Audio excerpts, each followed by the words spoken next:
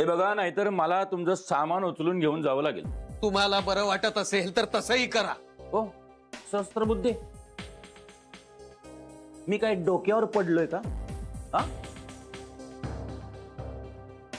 आणि सामान आहे काय हो तुमचं? हे काय मी रस्त्यावरती विकत बसू? मला माझे पैसे परत द्या. आपटे, आपण आता पुन्हा पुन्हा त्याच विषयावर बोलायला लागलोय. ठीक आहे, वेगळं बोलतो. मला शशिकलाबाईंचा पत्ता हवाय, नाहीतर जान्हवीला सोडणार नाही आम्ही. काय करतोयस तू? नाहीतर काय बाबा, काही बोलतोय माणूस. आपटे, आधीच सांगून ठेवतोय मी, ताईच्या वाट्याला जायचं नाही. तिचा काहीच संबंध नाही या सगळ्यात. पिंट्या, आणि जर तिच्या वाट्याला तुम्ही गेलात ना, तर मी कुठल्याही थराला जाईन, काही करेन. शिवाय भाऊजींना सुद्धा सांगेन.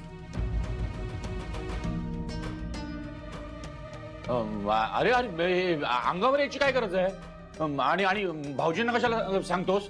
अरे आपला आपला आपला प्रश्न आहे ना, तो आपण बसून सोडवूया ना. हे बघा, मला माझे पैसे हवेत. शशिकलाबाईंनी मला गाजर दाखवलं आणि गोड बोलून माझ्याकडनं पैसे घेतले. आणि पैसे मागायला आल्यानंतर कशी कशी भाषा वापरत होते तुम्ही पाहिलत ना. हे बघा आपटे, तिचं चुकलंय. नाही, मी हा सगळा त्यांनाच जाब विचारणार आहे. ती घरी आली की कळवू आम्ही तुम्हाला. कशाला? मी रोज चक्कर मारत जाईन. पिंट्या, हे बरोबर नाही केलं शशिकलाबाईंनी. माझ्या हातावर तुरी देऊन साटकल्या त्या. हे बघ, त्यांनी मला फसवलंय, मला आयुष्यातून उठवलं. हे सगळं तुमच्यामुळे झालंय, लक्षात ठेवा. याचा जाब मी शशिकलाबाईंना विचारणारच आहे. नाही, मला उत्तर द्यावंच लागेल त्यांना. आणि त्यांना सांगा, जोपर्यंत हिशोब चुकता होत नाही तोपर्यंत नरकातही जाऊ देणार नाही मी.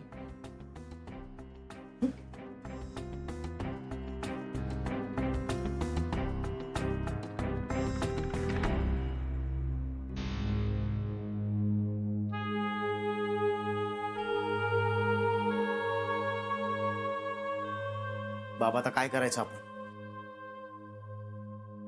पिंट्या, मला तुझं हे वागणं बिलकुल आवडलेलं नाहीये.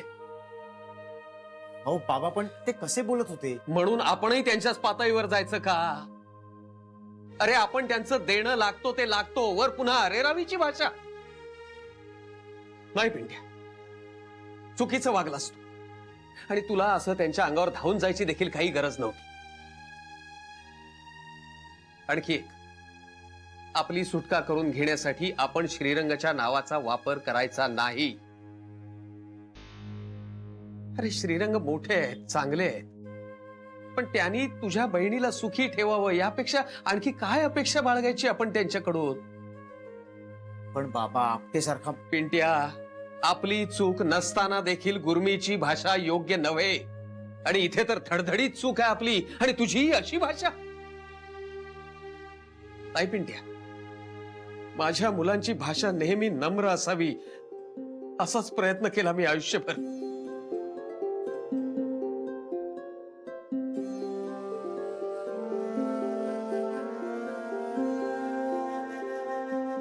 बाबा, आय एम सॉरी. पुन्हा नाही वागणार मी तसं. खरंच आय एम सॉरी.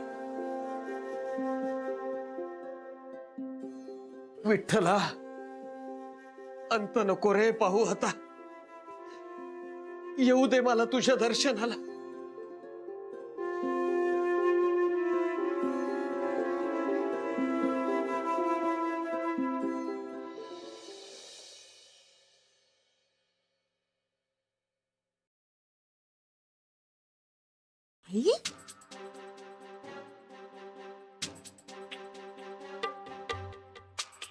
आत्ता माझ्या लक्षात आलं.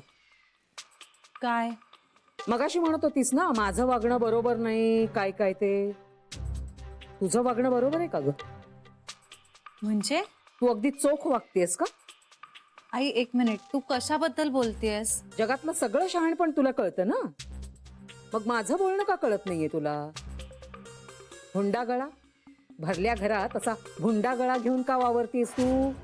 लग्न झालंय ना तुझं, मग मंगळसूत्र कुठे आहे तुझं? मंगळसूत्र? हे बघ, वागण्यातल्या चुका मीही काढू शकेन, कळलं ना? लग्न झालंय ना तुझं, मग नवऱ्याच्या खोलीत का नाही झोपत तू? हे तुझं वागणं फार आदर्श आहे का? आई प्लीज तू काहीतरी प्रश्न विचारू नकोस. मी नाही, तुझी सासूच म्हणत होती, मला विचारत होती, जान्हवीचं वागणं तुम्हाला पटतंय का? आई छे छे, शक्यच नाही. विचार ना मग तू त्यांना. आणि अगदी बोलून जरी नाही दाखवलं ना तरी प्रत्येकीच्या मनात हे आलंच असणार ना. असं काही नाहीये आई. जानू, अगं लोक काही डोळे मिटून घरात वावरत नाहीत. आत्ता सांग ना, तू त्या म्हातारीच्या खोलीत का जाऊन झोपतेस? आई तू ह्यात पडू नकोस. का पडू नकोस? आत्ता तुझ्या अंगाशी आल्यानंतर ह्यात मी पडायचं नाही. मी आई आहे तुझी. हे बघ, लोक मला नावं ठेवतील, म्हणतील काय थेरं चाललीये तुमच्या मुलीची. आणि तुला जर नवऱ्याबरोबर नांदायचं नव्हतं तर तू का आलीस इथे मग? आई प्लीज. प्लीज काय प्लीज? मी सांगणार आहे जावई बापूंना, तुम्ही हिचे नसते लाड करू नका आणि हिला डोक्यावर तर अजिबात चढवून ठेवू नका. अगं संसाराकडनं त्यांच्या काही अपेक्षा असतील का नाही?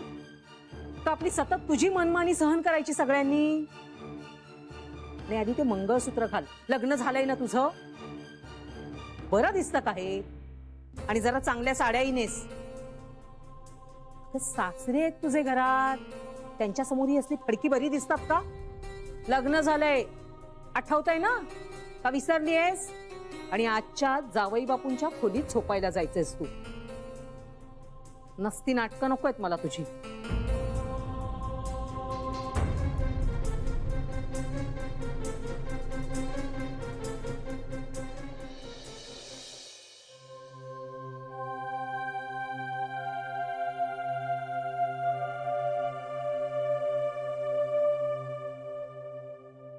मैम, आपकी चाय. हो, तुम्ही काय घेऊन आलात चहा? घे. काय बिघडलं? रोज तू आणतेस, आज मी आणला. मस्त झाला चहा. नाही तर तो कांता उगाच नाव ठेवत असतो आपला. अहो गंमत करतात ते. तू का खोटं बोलतेस? खोटं काय बोलते? खरंच छान झाला चहा. हो, कसला विचार करत होतीस? हो, नाही, आता हे खोट. विचार तर थांबवता येत नाहीत ना. पण हो, पण बोलून तर दाखवता येतात ना.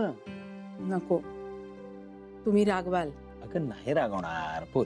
अहो, आपल्या घराला संसार मोडण्याचं ते खरं असेल का हो? बघा ना, म्हणजे जान्हवीची आई सुद्धा आपल्या घराच्या आश्रयाला आली, ती तिचा संसार मोडण्याच्या मार्गावर असताना. खरंच असा काही शाप असेल का?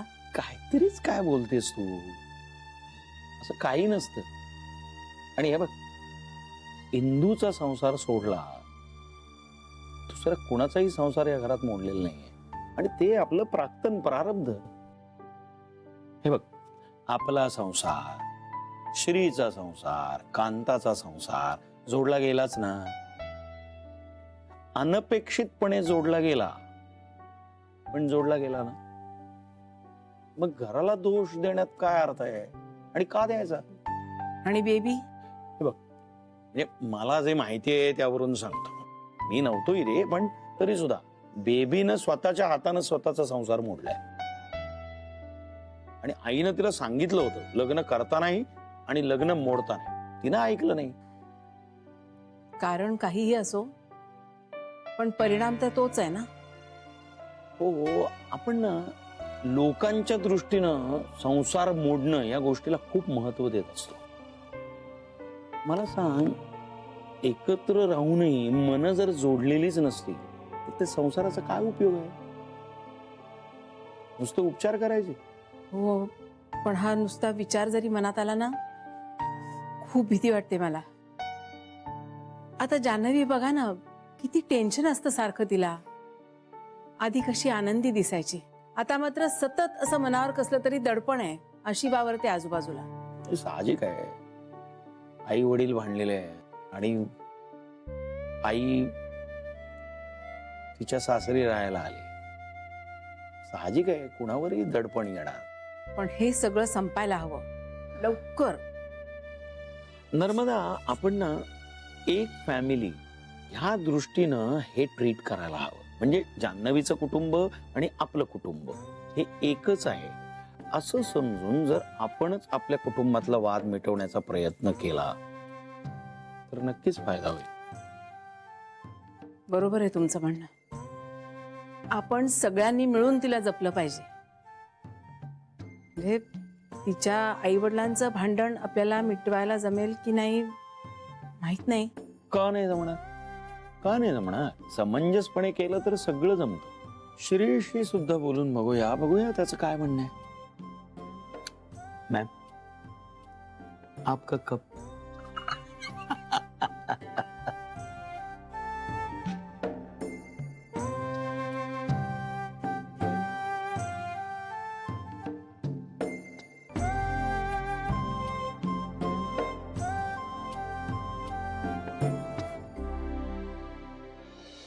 येऊ का? या ना.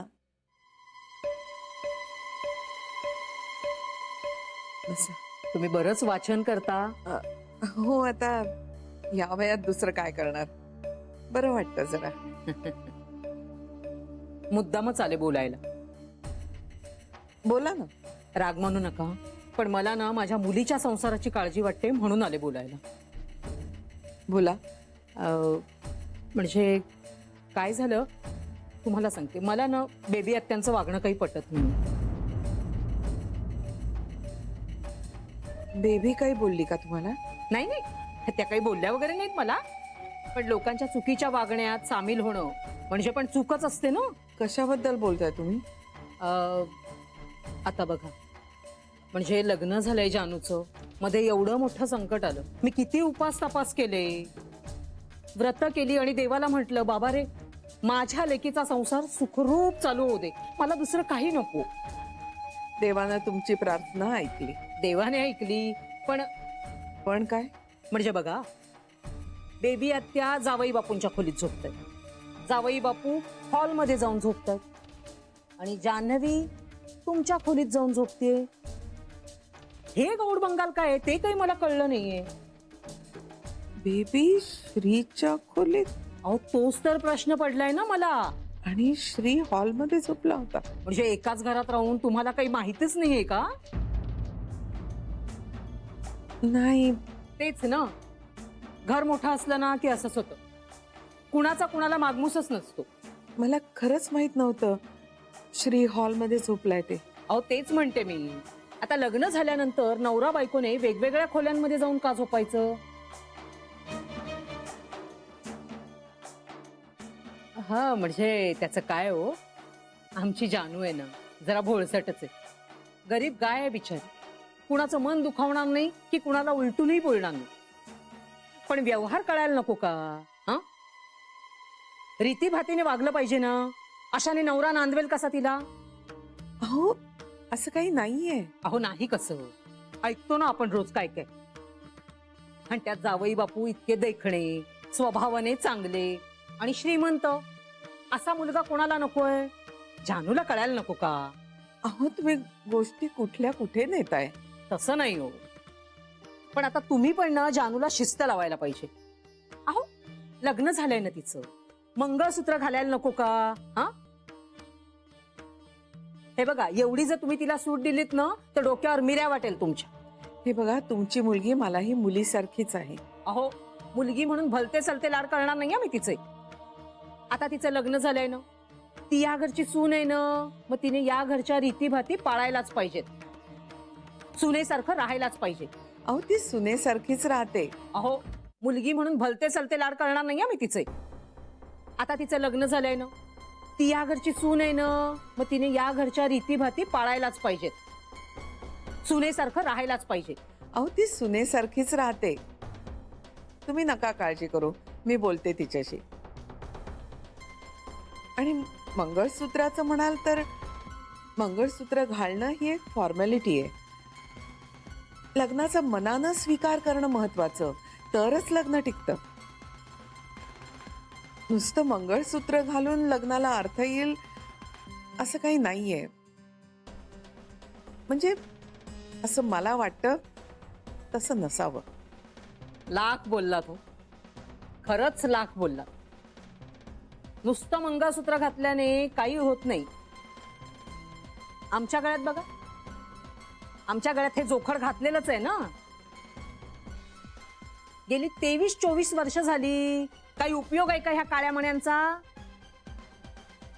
या काळ्या मण्यांमध्ये गुंजभर सोनं पण जोडू शकला नाही तर काय उपयोग आहे ह्या काळ्या मण्यांचा? तुम्हाला सांगते, 1.5 दमडीचं सुख नाही मिळालं मला हे लग्न करून.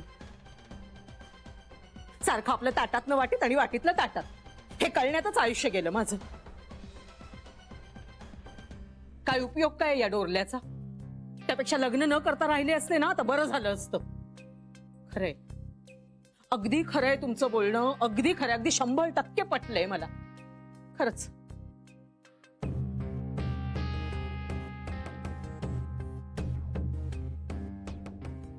चला पडते जरा, कंबर गेली हो, हाडं झिजलीये तो आयुष्यभर कष्ट करून करून. चल येते मी. हा, अरे देवा.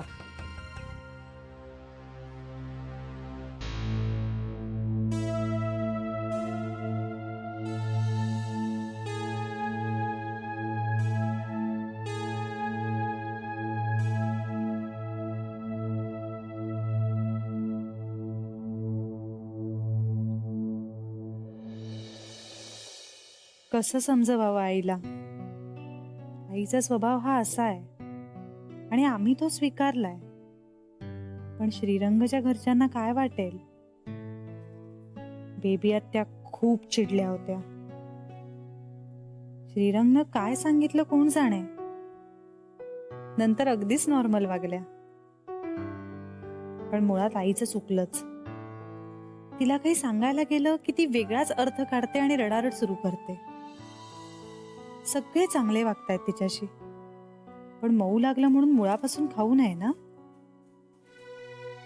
आईने खरं तर घरी परत जायला हवं, पण आईच्या अशा वागण्यामुळे ती मलाच इथे राहायला नकोय हे ऐकून बाकीच्यांना कसं वाटेल?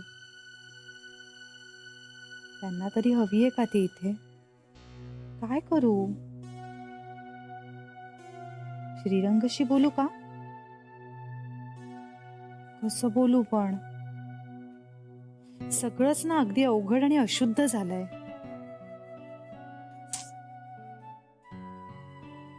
काय ग, पडत नाहीये जरा? नाही, मला दुपारी झोपायची सवय नाहीये. मला बाई दुपारी झोपलं ना जरा जरा पडलं की बरं वाटतं. छानू, जरा पाणी दे ग.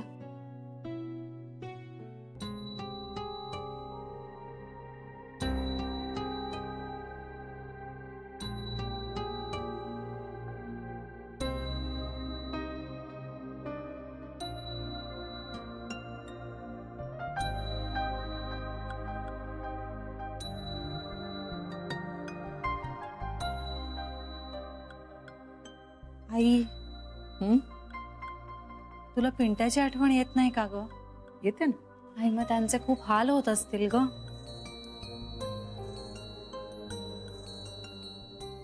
काही हालबिल कोण करून घेत नाही स्वतःच. एवढा मोठा घोडा झालाय ना तो, आणि झालेच हाल ना तर होऊ देत. कळेल ना आईची पण किंमत. आणि आई काय आयुष्यभर पुरणार आहे का? होऊ दे की जरा आपलं आपलं कळण्याची सवय. चनू, तुझ्या आजे सासूबाईंना आवडत नाही बरं का तुझं वागणं. कशाबद्दल? हेच, तू मंगळसूत्र घालत नाहीयेस गळ्यात.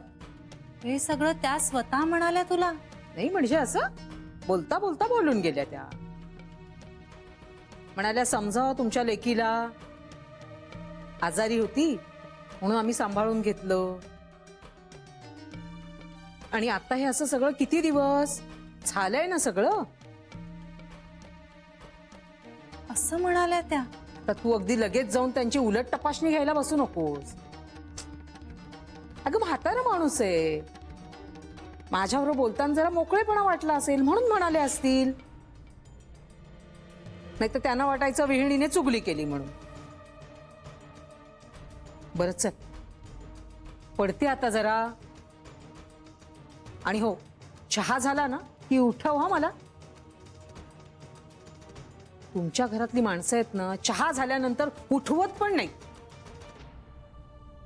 बरं दिसतं का पाहुण्यांकडे असं दुर्लक्ष करणं? उठव मात्र मला नक्की. चल.